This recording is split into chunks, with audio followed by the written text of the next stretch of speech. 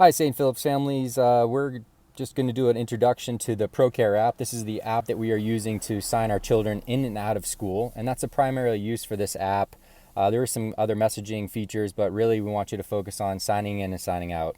A couple things to remember: just please be safe as you use this app. We realize that it only really works within the grounds of the school. We really prefer parents pull into a parking spot, and certainly if the line is longer here in the beginnings, you can probably fill it out safely, but let's just avoid to stay off our phones as much as possible while we're driving.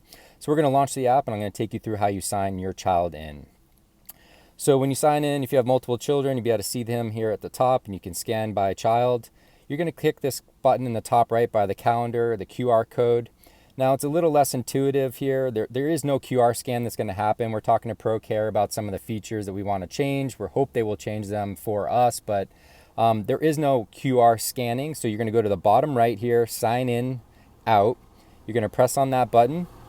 You're going to choose your child, and then you're going to go through the different processes and questions that you need to go. There's 4 total questions that you're going to step your way through.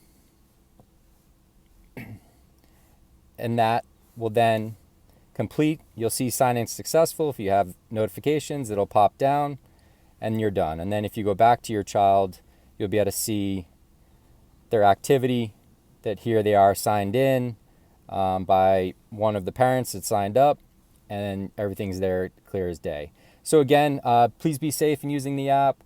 We appreciate everybody's support of this app. It's very important part of our total process in terms of getting some of these kids back to school. And that's about it. Please